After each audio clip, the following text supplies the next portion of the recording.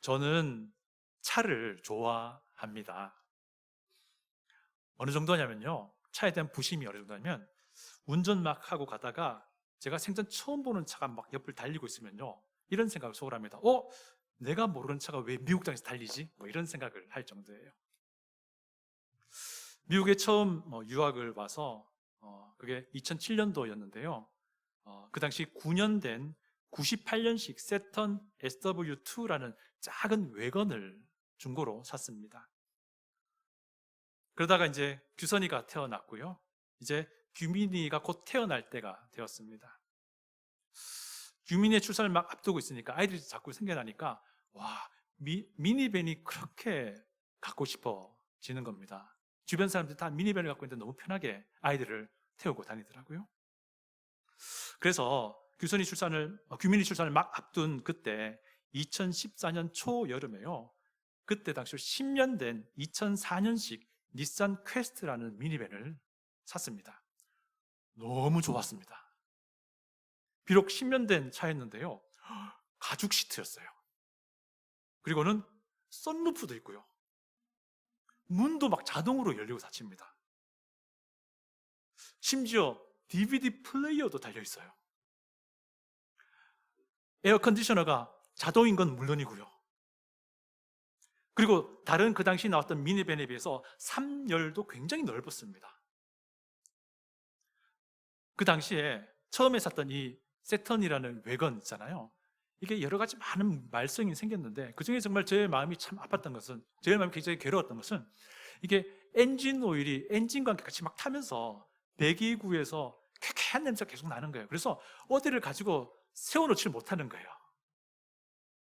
그래서 이런 상황이니까 이렇게 팬시한 차가 있나 하고 덜컥 구매했습니다. 2년 정도 타다가요, 정말 심각한 문제가 발생했습니다. 기어가 변속될 때 그 변속 충격이 엄청나게 큰 겁니다. 이러다간 차가 부서지겠다라는 생각이 들 정도로요. 근데 고치기에는 너무 비용 부담이 힘든 거예요. 아직도 유학생이었으니까요. 기도했습니다. 기도하고 막 이렇게 하나님 도우심을 구하고 있었는데 웬일입니까? 우리가 평소에 알고 있던 미국인 회계사 어르신 한 분이 있으셨어요. 그분이 이 수리 비용을 다 대주시는 거예요.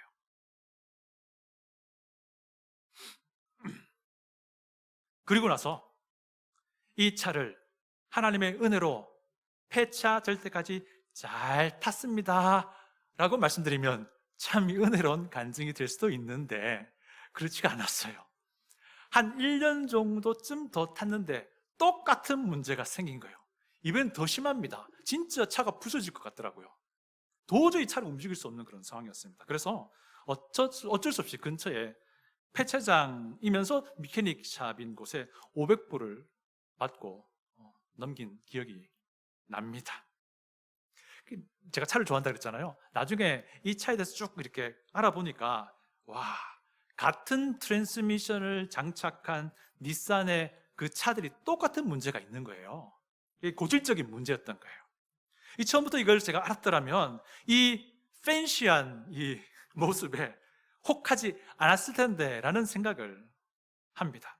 자동차의 엔진과 트랜스미션을 우리가 파워트레인이라고 하잖아요. 되게 중요한 부분이고 자동차에 있어서는 굉장히 기본 중에 기본입니다. 그런데 아무리 팬시한 디자인과 충분한 편의 장치, 우리 한국말로 옵션 있어도 이 기본에 문제가 생기면요 결국 차는 폐차장으로 갈 수밖에 없습니다. 그래서 이때 이후로 제가 마음을 먹었습니다. 혹시 그 다음에 차를 사게 될 기회가 만약에 주어진다면 이 기본에 충실한 차를 사야겠다라는 생각을 했는데 아니나 웬걸 또 차를 사게 될 때 보니까 제 눈은 기본보다는 외관과 좀 넉넉한 편의 장치에 눈이 꽂히는 거예요. 참 사람의 눈이 간사하다라는 생각을 그때 했는데 사실 사람의 눈이 간사한 게 아니라 사람의 마음이 간사한 것이겠죠. 교회도 마찬가지예요. 우리 그리스도인도 마찬가지입니다. 교회도 우리 그리스도인도요 기본에 충실해야 합니다 라고 하는 말은 100번, 1000번, 10,000번 들어도 틀린 말이 아닙니다. 그런데 이게 보면은 이 교회도 이 사람의 이 간사한 눈에서, 사람의 간사한 마음에서 자유롭지 못한 경우가 더러 있는 것을 보게 됩니다. 기본보다는 내 눈에 보이는 그것에 더 관심이 가고요. 심지어는 기본이 아닌 것인데 기본보다 중요하게 여기는 경우도 생기기도 하더라고요. 참 안타까운 일이죠. 오늘 우리는요, 귀환한 언약 백성, 예배 공동체라고 할 수 있겠죠. 이 사람들의 모습을 보면서 현 시대의 예배 공동체인 무엇이죠? 교회가 갖추어야 할 기본 중에 기본이 무엇인지를 좀 살펴보고자 합니다.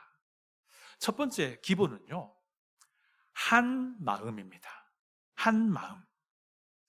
예루살렘으로 돌아온 사람들은요, 사실 그 숫자로 볼 때는 바벨론으로 끌려갔던 포로들 전체 숫자에 비해서는 굉장히 적었다라고 해요. 많은 사람들이 추정하기를 전체 포로들 숫자에 비해서 이스라엘에서 끌려간 포로들 숫자에서 적게는 10%에서 많게는 20% 정도였다라고 해요. 소수의 사람들이 고향으로 돌아온 것입니다. 이 소수의 사람들이 어떤 사람입니까? 하나님의 방법대로 하나님을 예배하기 위해서 바벨론에서 누릴 수 있었던 그 편안함을 포기하고 정말 선한 결단을 한 사람입니다. 그리고 예루살렘으로 돌아왔습니다. 그러니 이들이 돌아올 때 그들의 마음이 얼마나 비장한 각오가 있었겠습니까? 그렇지 않았겠어요?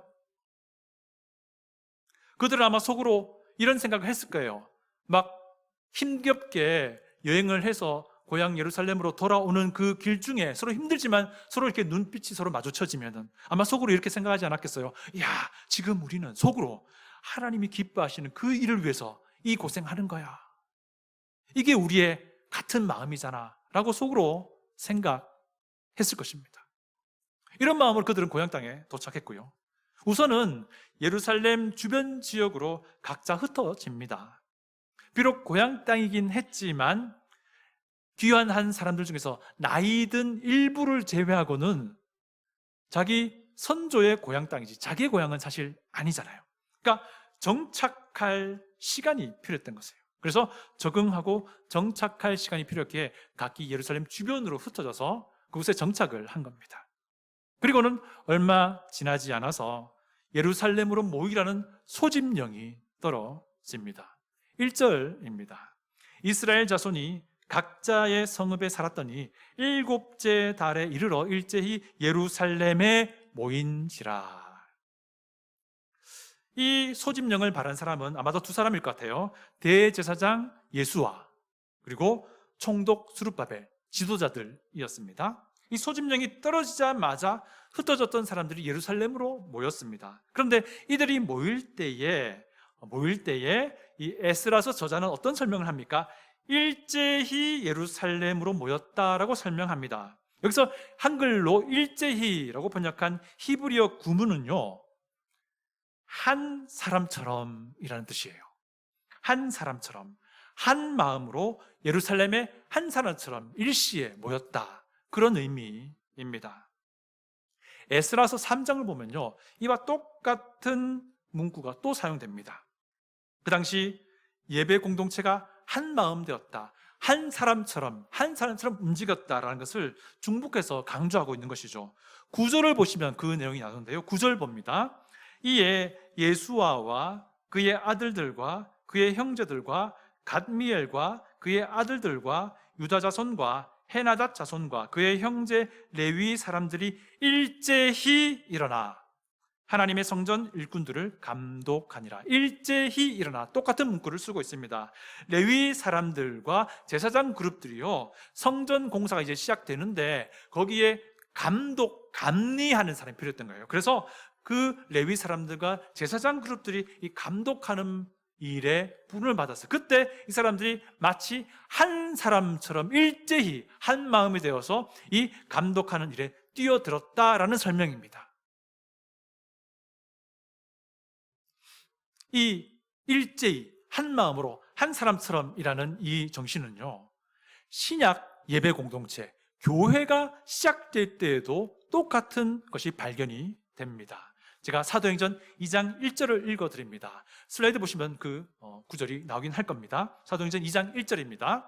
오순절 날이 이미 이름에 그들이 다 같이 한 곳에 모였더니, 여기서 다 같이라고 번역한 그리스어 단어의 의미가 사실은 한 마음으로 라는 뜻입니다. 신약교회가 처음 시작될 때에도 그들은 한 마음, 한 사람처럼 그곳에 모여 있었던 것입니다. 구약의 귀환한 예배 공동체도 한 마음, 한 사람처럼 움직였고요. 신약의 교회 예배 공동체도 서로가 한 마음, 한 사람처럼 모이고 움직였던 것입니다. 그들은 한 사람처럼 모이고, 한 사람처럼 예배하고, 한 사람처럼 서로 아끼고, 한 사람처럼 서로 사랑했던 거예요. 우리 생수교회도 마찬가지인 겁니다. 그런데 때로는 우리가 한 사람처럼 움직이지 못하고 서로 다툼이 생길 수도 있어요. 그런데 여러분, 그때 잘 관찰해 보세요. 그때 자기 자신을 잘 관찰해 보세요. 그럴 때에 하나 되지 못하는 사람의 마음을 잘 보면요, 대부분의 경우에 내 욕심을 고집하기 때문에 그래요. 대부분의 경우에 내 생각을 반드시 관철시키려고 하기 때문에 그렇게 되는 겁니다. 그리고 그 욕심과 그 생각, 관철시키려고 하는 그 생각이요, 대부분의 경우 또한 하나님의 말씀의 가르침의 방향에 틀어져 있는 경우가 대부분인 것을 우리가 보게 됩니다. 여러분, 우리가 하나님의 말씀 안에서 선택이 가능한 옵션 정도의 차이라고 한다면요, 우리가 어떻게 반응해야 되겠습니까? 내가 먼저 양보해도 좋은 거예요. 그렇죠? 이것이 예배 공동체인 생수교회가 가져야 할 기본이에요.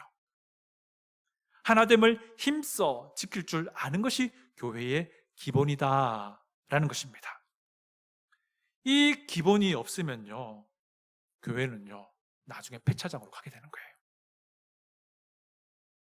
이 기본이 없다면, 제가 만약에 그런 이 기본이 없는 사람이라면요, 저는 이 강단에서 막 떠들긴 하지만은 그 떠드는 소리가 어떻게 여러분에게 들리냐면요, 나는 이 교회의 지체로서 자격이 없습니다 라고 떠들게 들려지는 겁니다. 여러분에게. 여러분도 마찬가지이겠죠. 여러분, 생수교회는요, 개인이 아니에요. 공동체입니다. 생수교회는 개인이 아니라 특별히 가족 공동체입니다. 그래서 우리 교회는 공동으로 한 약속을 서로 존중해야 합니다. 여러분, 우리 매달 주의 만찬에 참여하실 때마다 제가 세 번째 요주로 늘 말씀드리는 것이 무엇입니까? 우리 생수교회의 지체로서 책임 있는 그리스도인 되겠노라라고 서로 서약하는 시간이다라는 말씀을 드립니다. 그렇습니다. 여러분, 이 교회의 지체로서 책임 있는 행동, 책임 있는 태도, 책임 있는 모습이 과연 어떤 모습이겠습니까? 굉장히 많을 거예요. 우리가 함께 모이기로, 예배하기로 모이기로 한 것도 우리가 함께한 약속인 거예요. 그 외에도 여러 가지 참 많이 있을 거예요. 내가 집에 가서도, 내가 내 일터에 가서도, 내 삶의 터전에서도 내가 이 교회에서 예배드리는 그 모습 이상으로 하나님께, 하나님의 그 거룩함을 드러내 보이겠습니다라고 하는 것도 우리가 서로 약속한 약속이에요.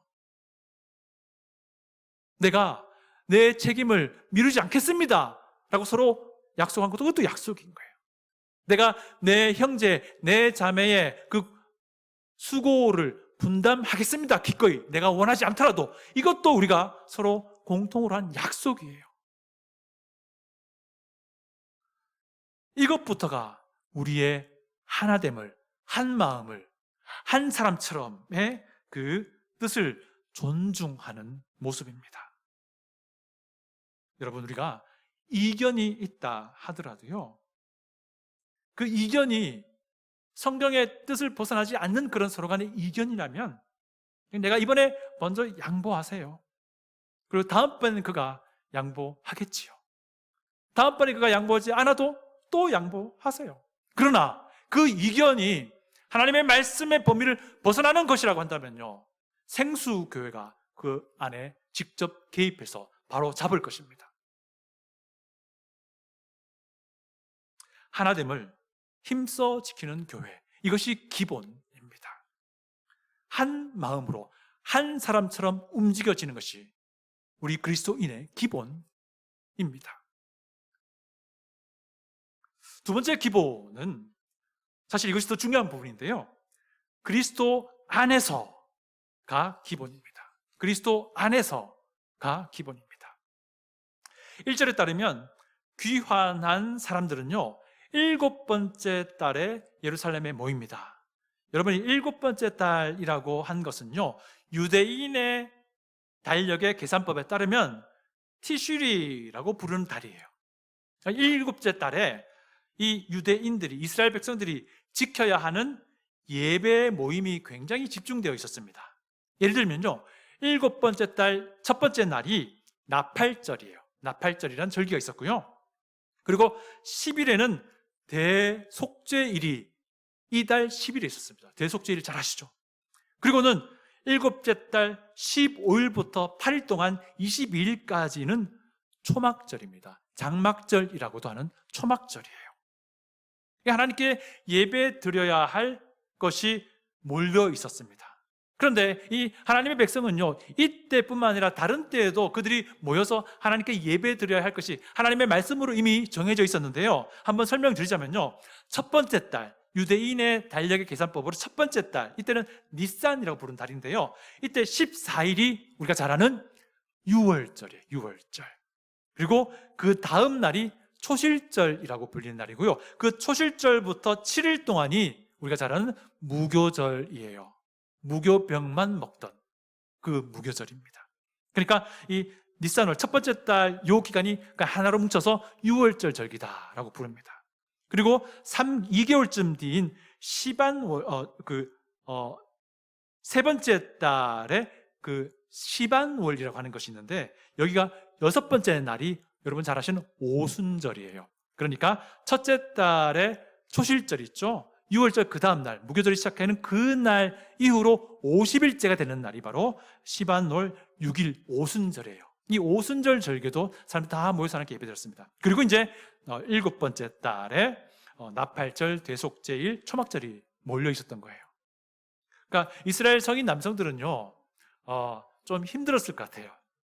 첫째 달 6월절 절개도 예루살렘 성전으로 와서 예배드려야 했고요, 셋째 달 오순절제도 예루살렘에 와서 예배드려야 했고요, 그리고 7번째 달 초막절이 있으니까 이 초막절 바로 앞에 대속죄일도 있고 나팔절도 있으니까 거의 이 7번째 달은 거의 다 예루살렘에 와서 예배를 드려야 했습니다. 이것이 하나님의 명령이었어요.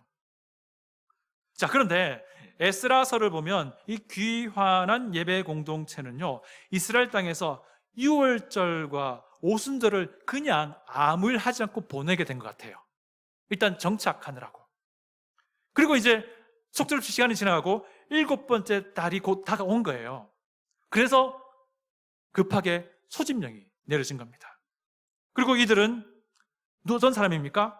하나님의 방법대로 하나님께 예배드리기 위해서 한 마음이 되어 귀환한 사람들이니까 이제는 더 이상 이 7번째 달 하나님의 말씀대로 우리가 예배드려야 할 이것을 그냥 지내면 안 되겠다라고 생각한 거예요. 그래서 한 마음으로 한 사람처럼 모이게 된 겁니다. 그래서 이들이 모여서 예배드리려고 했는데 문제가 있습니다. 문제가 뭐죠? 성전 터는 남아있는데 아무것도 없잖아요. 건물은 아예 없고 그들이 예배 드려야 할 시설도 아무것도 없는 거예요. 2절을 보시면요, 요사닥의 아들 예수아와 그의 형제 제사장들과 스알디엘의 아들 수룹바벨과 그의 형제들이 다 일어나 이스라엘 하나님의 제단을 만들고 하나님의 사람 모세의 율법에 기록한 대로 번제를 그 위에 드리려 할세라고 합니다. 이 사람들은요, 예배를 드릴 수 있는 최소한의 시설을 일단은 먼저 만든 거예요. 그것이 번제단이었습니다. 그리고 그때부터 하나님의 말씀이 말씀하신 대로 아침 저녁으로 번제물 드렸고, 특별히 초막절이 다가오는 7월 달이니까요, 이 초막절 규정에 따라서 각종 희생제물을 하나님께 드릴 수 있었던 것입니다. 일곱째 달 첫째 날부터 번제물 드렸다라고 말하는 것을 보니까 그들은 아마 나팔절과 속죄일과 장막절을 그렇게 지킨 것 같아요. 그리고 이후에도 이 번제단에서 계속해서 각종 희생제물을 드린 것으로 보여집니다. 이들은요, 가장 최소한의 것을 일단 갖추고 예배를 먼저 시작을 한 겁니다. 근데 여러분 보십시오. 아직 성전의 기초도 안 만들어져 있는 상태예요. 지금은요. 이게 무엇을 의미합니까? 에스라서가 계속 반복하는 내용인데요, 성전 재건이라고 하는 것이 건물의 재건에 초점이 맞춰져 있는 게 아니라 예배의 재건에 초점이 맞춰져 있다는 것을 보여주는 대목입니다. 여러분, 구약의 예배의 가장 핵심 중에 핵심이라고 할 수 있는 것은요, 희생 제물이에요. 희생 제물이 태워져서 하나님께 올려가게 되는 것, 이것이 구약 예배의 핵심이라고 할 수 있습니다. 그래서 이 구약 예배의 핵심을 최소한 우리가 할 수 있으려고 했다면 그들은 번제단을 만든 거예요. 구약 시대도 마찬가지 개념입니다. 동물의 죽음으로 내 죄가 일시적으로 속죄되어서 하나님의 임재 앞에 나아갈 수 있도록 허락이 되었습니다. 이를 위해서 최선을 필요했던 번제단을 그들이 만들고 예배를 일단 드린 겁니다. 여러분, 그런데 이 질문 하나 드릴게요. 이 구약의 희생제물은 앞으로 다가올 무엇을 알려주는 것이었습니까? 예수 그리스도, 맞습니다.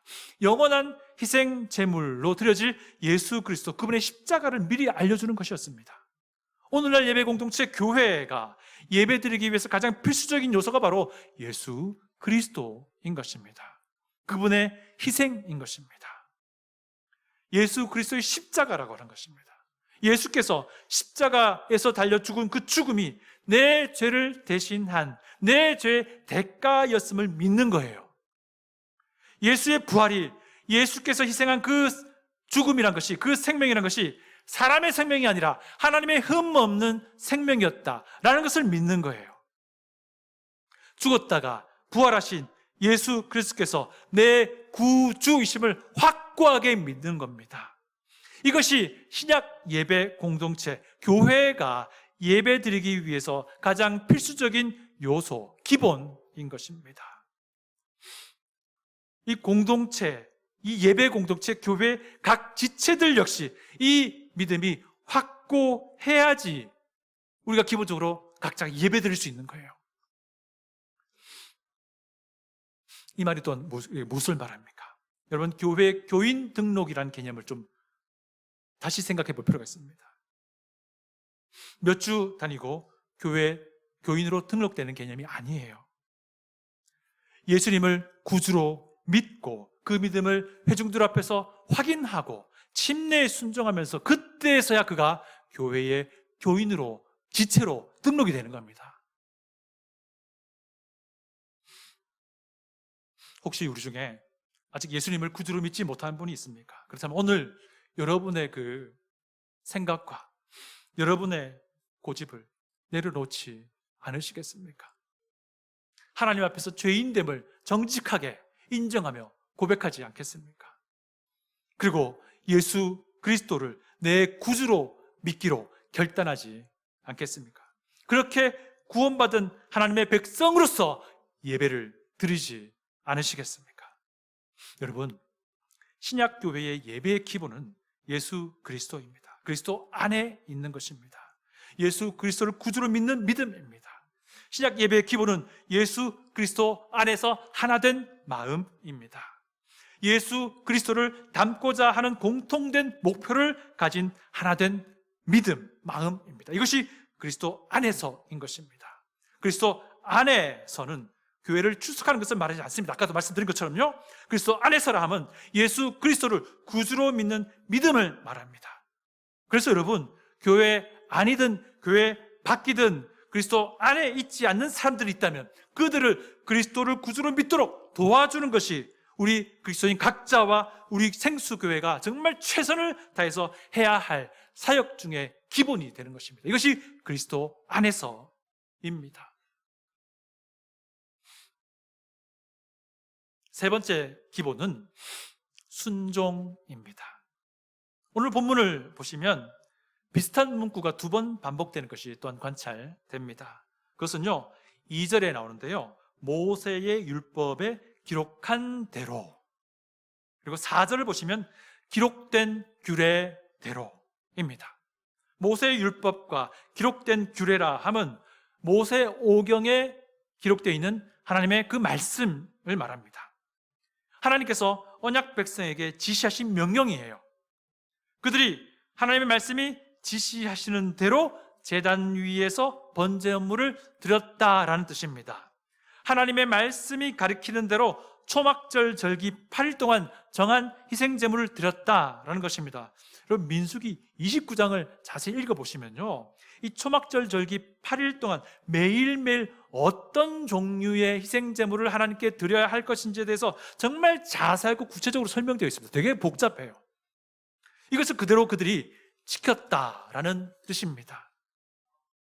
한 마음이 되어서 귀환한 예배 공동체는요, 희생 제물을 드리기 위해서 제단을 먼저 쌓았습니다. 그리고 하나님의 방법대로 예배 드리기 원했던 그들은 이제 하나님의 말씀이 말하는 대로 그대로 지켜서 하나님께 예배를 드렸습니다.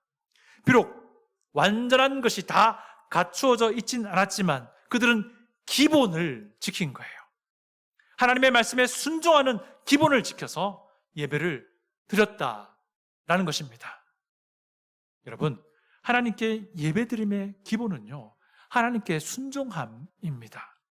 구체적으로 말하자면 하나님의 말씀에 순종함입니다. 여러분, 이 바벨론에서 돌아온 이 예배 공동체는 이 기본을 지켰던 겁니다. 여러분, 하나님은 훗날 본보기로 이와 똑같은 사건을 우리에게 알려주십니다. 하나님의 선지자를 통해서 이스라엘 전체에 이 기본을 다시 한번 확인해 주시는데요, 여러분, 사울 왕을 잘 아실 거예요. 하나님의 말씀을 무시하고 제멋대로 자기가 직접 예배를 드립니다. 그때 하나님의 사람 사무엘이 분명하게 경고합니다. 제가 사무엘상 15장 22절을 읽어드리겠습니다. 다시 한번 읽어볼까요? 시작. 사무엘이 이르되 여호와께서 번제와 다른 제사를 그의 목소리를 청종하는 것을 좋아하심같이 좋아하시겠나이까? 순종이 제사보다 낫고 듣는 것이 숫양의 기름보다 나으니. 아멘. 그렇습니다. 분명합니다. 신약의 예배 공동체 교회는요, 하나님의 말씀에 순종하는 것이 우선되어야 한다는 것입니다. 이것이 기본이라는 거예요. 그리고 이 말은 교회를 구성하는 각 지체들도 하나님의 말씀의 가르침에 순종하는 것이 우선이 되어야 한다라는 것입니다. 그렇게 하지 않은 채로 행해지는 그 어떠한 신앙 생활도요, 하나님은 받지 않으세요. 제멋대로의 신앙 생활은 신앙이 아닙니다. 하나님의 말씀에 무관심한 신앙 생활 역시 신앙이 아닙니다. 하나님의 말씀을 경히 여기는 그 마음도 신앙이 아닙니다. 하나님의 말씀을 거부하는 것은 더군다나 신앙이 아니죠. 여러분, 우리의 신앙 생활이요, 아무리 진심이라고 해도요, 하나님의 말씀을 벗어나 있다면 그 진심이 무슨 소용이 있겠습니까? 무슨 소용이 있겠습니까? 우리 매주 수요일마다 지금 사사기를 공부하며 묵상하며 나누는데요, 사사기 시대의 사람들이 그러했어요. 정말 진심으로 본인이 생각하는 신앙생활을 했어요. 그런데 그것이 하나님의 말씀이 지시하는 바가 아니었습니다. 얼마나 안타깝습니까? 사랑하는 성도 여러분, 우리의 신앙생활을요, 하나님의 기록된 말씀에 뿌리 내릴 수 있길 바랍니다. 우리의 마음을 하나님의 기록된 말씀에 뿌리 내리셔서 진짜 한 마음이 되길 바랍니다. 우리가 한 마음이 된들, 한 사람처럼 일제히 움직인들, 그 한 마음이, 그 한 사람처럼이 하나님의 말씀을 떠나 있다면 그것이 무슨 소용이 있느냐 하는 겁니다. 성경이 말씀하고 성경이 알려주는 그 예수 그리스도를 내 구주로 믿고 모시기를 원합니다. 성경이 말씀하시는 그 예수 그리스도를 닮기 원해요. 성경이 말할 때 우리가 걸을 수 있길 바라고요. 성경이 말할 때 우리가 달려갈 수 있길 바라고요. 성경이 말할 때 우리가 설 수 있기를 바랍니다. 이것이 우리의 기본 중에 기본입니다.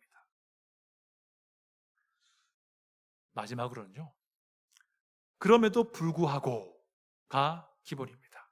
그럼에도 불구하고가 기본이에요.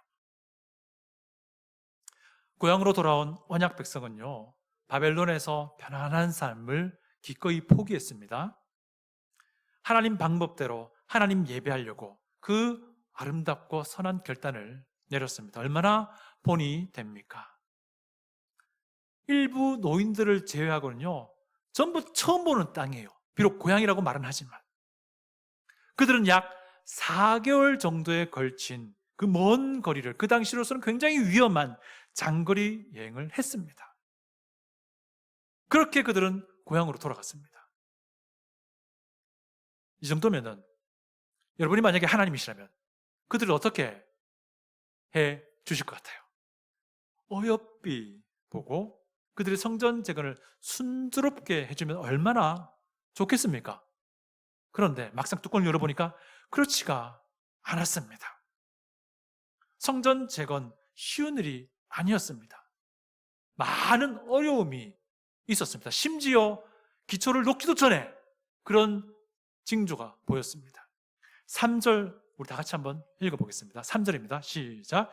무리가 모든 나라 백성을 두려워하여 제단을 그 터에 세우고 그 위에서 아침 저녁으로 여호와께 번제를 드리며. 이게 무슨 말인 거 아니에요? 무리가 모든 나라 백성을 두려워하면서도 제단을 그 터에 세웠고 번제를 드렸다라는 뜻이에요.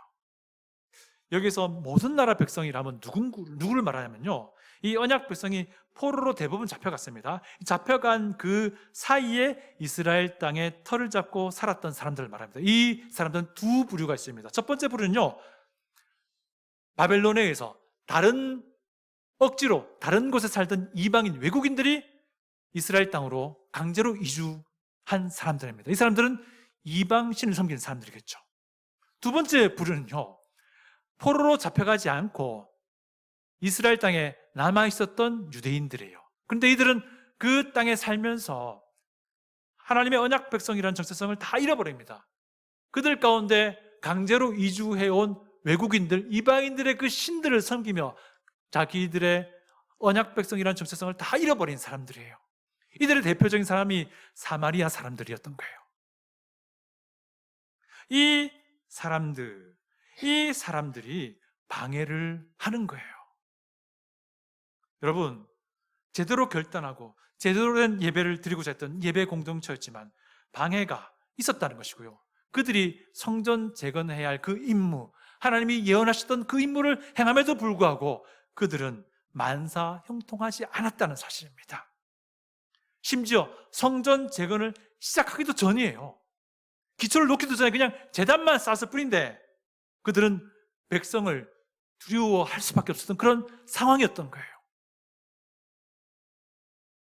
교회가 예수 그리스도를 믿는 믿음으로 하나되고 그리고 기록된 하나님의 말씀에 순종하여 모이고 예배드리고 교회가 성장해 나가기를 원한다면, 교회가 성숙하게 그리스도 앞에 서기를 원한다 할지라도요, 방해나 어려움이 전혀 없는 것이 아닙니다. 지금 우리가 모든 것이 다 안정되어 보인다 할지라도 또 어떤 어려운 일이, 풍파가 닥칠지 모릅니다. 그리스도인도 마찬가지입니다. 그리스도의 삶에도 지금은 평안한 것 같지만 때로는 힘들고 어려운 신앙을 방해하는 것들이 있을 수 있는 거예요. 만사 형통하지 않다는 사실이에요. 저는 이것을 그럼에도 불구하고 예배, 그럼에도 불구하고 신앙, 그럼에도 불구하고 교회라고 이름 붙이고 싶습니다. 교회의 모습 보면요, 그럼에도 불구하고 라고 설명해야만 하는 그런 난관이 항상 있습니다. 우리 그리스도의 삶도 마찬가지입니다. 그럼에도 불구하고 라고 설명해야만 하는 그런 어려움들이 항상 우리에게 있다라는 사실입니다. 하나님은요, 그럼에도 불구하고 하나님의 자녀가, 하나님의 교회가 오롯이 하나님을 신뢰하며 그럼에도 불구하고라고 설명할 수밖에 없는 그 이상한 상황과 어려움을 이겨내기를 기대하시는 것입니다. 그럼에도 불구하고 예배를 드리고, 그럼에도 불구하고 주님 앞에 서기로 작정하는 주님의 몸된 우리 생수교회가 되기를 소망합니다. 마지막으로 우리 한번 다시 따라 볼게요. 제가 한마음 하면 여러분은 교회라고 하는 것이에요. 한마음, 그리스도 안에서 순종, 그럼에도 불구하고, 다시 한번 해볼게요. 한마음, 그리스도 안에서 순종, 그럼에도 불구하고, 여러분, 이것이 기본이에요. 이것이 기본입니다. 우리 기본이 탄탄한 우리 각자 그리스도, 기본이 탄탄한 우리 생수교회 되기를 소망합니다. 다 직조하겠습니다.